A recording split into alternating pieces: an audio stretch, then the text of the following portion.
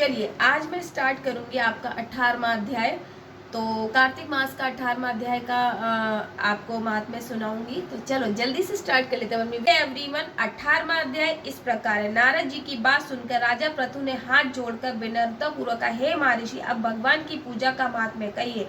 तब नारद जी बोले, हे महाराज पृथु, भगवान की पूजा किसी भी भाव से की जाए वह सदा फलदायी होती है। यदि कोई मनोविनोद भाव से भी भगवान का भजन करता है तो उसे परम पद की प्राप्ति होती। फिर श्रद्धायुक्त होकर भगवान भगवत भजन करने वाले की गति क्या कहूँ, उसका तो वर्णन ही नहीं किया जा सकता। इस संबंध में मैं तुम्हें अति प्राचीन इतिहास सुनाता हूँ। नारद जी ने कहा, कलिंद पर्वत पर बड़े दुर्गासुर नामक नगर के सुबाहु नामक एक राजा राज्य करता था। वह बड़ा ही धर्मात्मा और प्रजा की संतान की भांति पालन करने वाला था। उसका धूमकेश नामक एक पुत्र था। हे राजन, राजा सुबाहु जितना धर्मचारी था उसका पुत्र उतना ही दुष्ट और दुराचारी था। वह परिश्रीगामी, चोर, जुआरी और मदिरापान करने वाला था। राजा ने उसे बहुत समझाया कि वह सुपथ पर चले, मगर वह ना चला।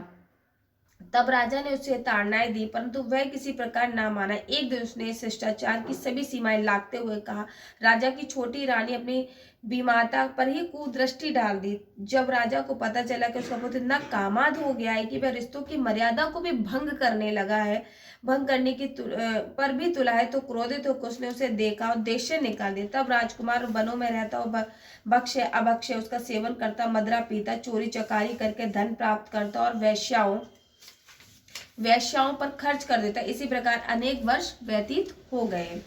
राजकुमार का एक वन में से दूसरे वन में, दूसरे वन से तीसरे वन में भटकते भटके वृंदावन जा पहुंचा। वृंदावन में धूमकेश के तहत सत्यव्रत नामक एक परम विष्णु भक्त को देखा। अपना घर बार छोड़कर कार्तिक मास में वृंदावन में रहकर भगवान का पूजन करता है, केवल कंदमूल खाता था। हे राजन, यह भगवान से प्रतिदिन प्रार्थना करता था कि हे भगवान, इस दुख रूपी संसार में डूबते हुए मुझ दीन की रक्षा कीजिए। श्री राधा जी सहित मैं आपको नमस्कार करता हूँ। इस प्रकार कहते कहते प्रेममग्न होकर वह कभी रोने लगता और कभी हर्षित होने लगता और कभी गाने लगता। नित्य प्रति का उसका यही व्यवहार। देवलोक में एक धूमकेशु परम भक्त की यह क्रियाएं देखी और रात्रि में वैश्या को घर में आकर उसकी मिट्टी की एक मूर्ति समक्ष वैसी प्रार्थना, दूसरी क्रियाएं नाच गाने क्रियाएं सो हो गया। देवयोग से तभी राजा के दूत वहां गए और उसके हाथों में धूम्रकेश को मारा गया। तत्पश्चात यमदूत आए और महापापी जानकर घसीटते मारते यमराज के पास ले गए। उसे देखते ही यमराज सिंहासन से उठ खड़े। उन्होंने उसे पान अन्न प्रदान किया। फिर अपने दूतों को फटकारा कि हमारी आज्ञा के बाद भी विष्णु भक्त को यहाँ क्यों लेकर आए हो, चाहे किसी भी भाव से क्यों ना हो। मृत्यु के पूर्व अपने कार्तिक मास में वृंदावन धाम में भगवान का पूजन किया, अतः बैकुंठ का अधिकारी। तत्पश्चात यमराज धूम्रकेश के मुताबिक, हे धूम्रकेश, भगवान की कृपा अपार, अपनी भक्ति को 9 प्रकार की जाती। किसी भक्ति का सहारा लेकर पापी से पापी व्यक्ति भी तर जाता है।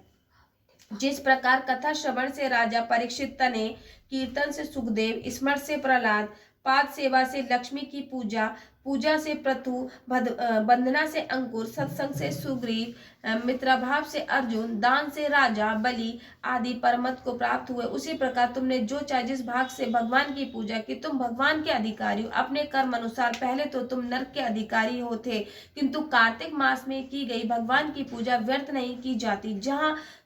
जहां पर भगवान शालिग्राम है वहां गंडकी नदी अंध तीर्थ है। हे राजन, धूम्र के शास्त्रों का तनिक भी ज्ञान नहीं था, अतः उसने करवध होकर यमराज से पूछा, हे स्वामी, भगवान सब नदियों को छोड़कर गंड नदी में कैसे प्राप्त कर वृतांत मुझसे कहिए। यहाँ तक की कथा सुनकर महाराज पृथु ने नारद जी से कहा कि प्रश्न किया। तब नारद जी बोले, हे राजा पृथु, किसी समय वेदशिरा नामक ऋषि सर्वलोकों के हित की कामना से गंगा जी के तट पर तपस्या कर रहे थे। उनके इस घोर तप से भयभीत होकर इंद्र ने मजुघोषा नामक की अप्सरा को उनकी तपस्या भंग करने के उद्देश्य से भेजा। मजुघोषा उस रमणीक स्थल पर जाकर अपने हाव भाव और नित्यादि ऋषि की तपस्या करने की चेष्टा करने लगी। हे महाराज, इसी प्रयास में उसने ऋषि के चरणों का स्पर्श किया तो ऋषि के रोम खड़े हो गए, जिससे मजुघोषा का भ्रम हुआ। ऋषि उसके वश हो गए। अतः उसने निसंकोच गले में अपनी बाहें डाल दी। इस ऋषि की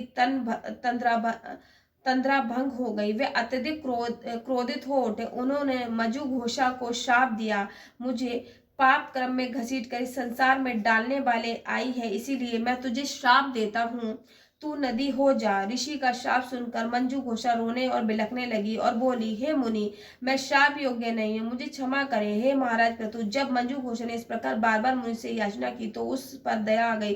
वे बोले, जिस समय भगवान विष्णु वृंदा के शाप से शिलारूप होंगे तब वे तुम्हें स्थित होंगे, तब तुम भगवान को धारण करने वाली होगी। इस प्रकार मेरे द्वारा दिया गया शाप तुम्हारे लिए वरदान सिद्ध होगा। इस प्रकार की कथा सुनकर यमराज ने राजकुमार धूमकेश से कहा, हे राजकुमार, जिस प्रकार अनजाने में भी किया गया पाप क्षमा योग्य नहीं होता, उसी प्रकार अनजान में किया गया भजन सुफल अवश्य मिलता है। इसलिए तुम अनजाने में किए गए भजन पूजन के कारण वैकुंठ अधिकारी बन गए। अतः अब तुम विष्णु लोक में गमन करो। तभी भगवान विष्णु का गढ़ वहां और उसे दिव्य रथ पे बैठाकर विष्णु लोक को ले गए। तो देखो भगवान मतलब क्या लीला है भगवान की, है ना। तो इसमें सिर्फ आपको ये समझाया गया है कि आप भगवान का जो भजन करते हैं किसी भी रूप में करें तो आप अच्छे मन से करें। पहले होता है कि मन नहीं लगता है पूजा पाठ में, ये सब चीजें नहीं होती, लेकिन हम धीरे धीरे जिस भी भाव से भगवान की पूजा करते हैं तो भगवान हमारे इतने कहते हैं ना, इतने कृपालु हैं, हमारी श्री जी और हमारे वैकुंठ धाम श्री श्यामा जी। तो हमें किसी भी भाव में हम पूजा कर रहे हैं तो वो हमारे लिए फलदायी ही होगा।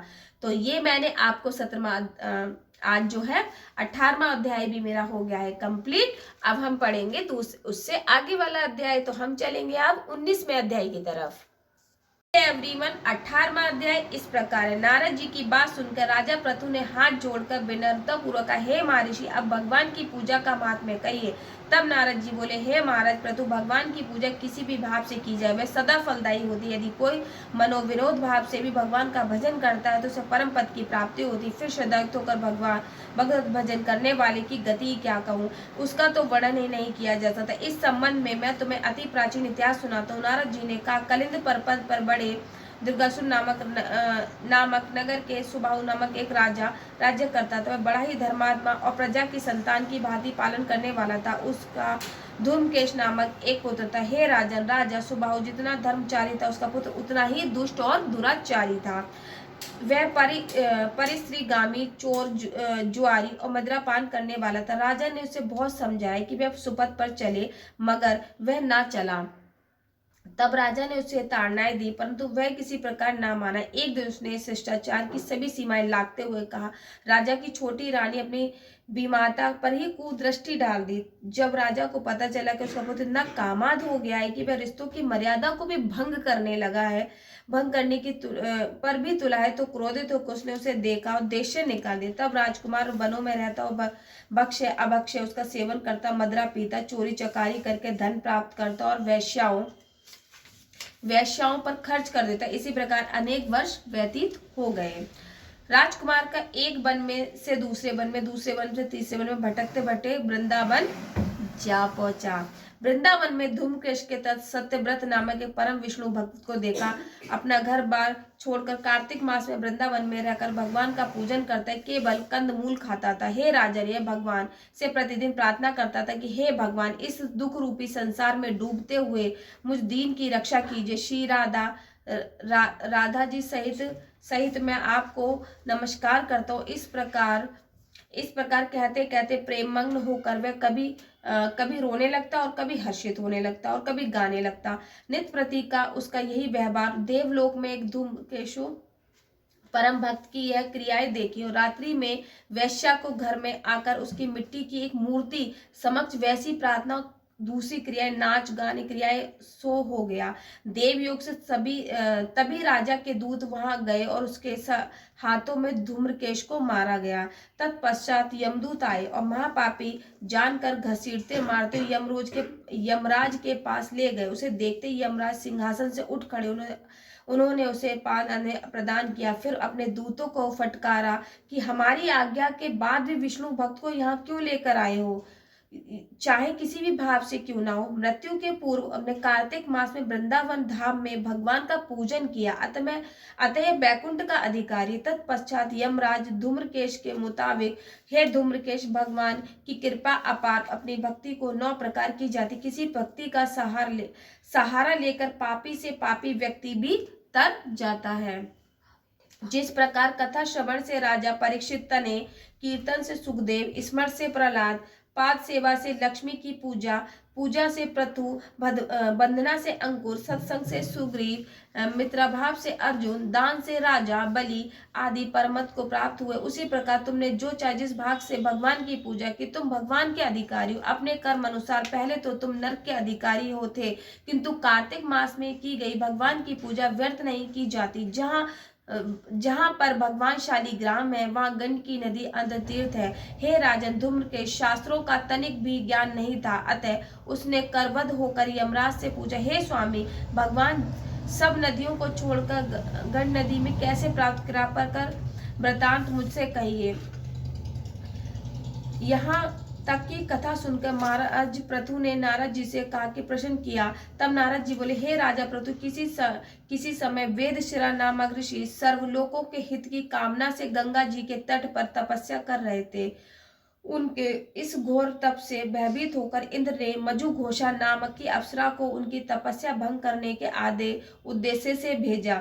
मजुघोषा उस रमणीक स्थल पर जाकर अपने हाव भाव और नित्यादि ऋषि की तपस्या करने की चेष्टा करने लगी। हे महाराज, इसी प्रयास में उसने ऋषि के चरणों का स्पर्श किया तो ऋषि के रोम खड़े हो गए, जिससे मजुघोषा का भ्रम हुआ। ऋषि उसके वश हो गए, अतः उसने निसंकोच गले में अपनी बाहें डाल दी। इस ऋषि की तंद्रा भंग हो गई। वे अत्यधिक क्रोधित हो उठे। उन्होंने मजुघोषा को शाप दिया, मुझे पाप क्रम में घसीट कर इस संसार में डालने वाले आई है, इसीलिए मैं तुझे श्राप देता हूँ, तू नदी हो जा। ऋषि का श्राप सुनकर मजुघोषा रोने और बिलखने लगी और बोली, हे मुनि, मैं श्राप योग्य नहीं हूँ, मुझे क्षमा करें। हे महाराज पृथु, जब मजुघोषा ने इस प्रकार बार बार मुनि से याचना की तो उस पर दया आ गई। वे बोले, जिस समय भगवान विष्णु वृंदा के शाप से शिलारूप होंगे तब वे तुम्हें स्थित होंगे, तब तुम भगवान को धारण करने वाली होगी। इस प्रकार मेरे द्वारा दिया गया शाप तुम्हारे लिए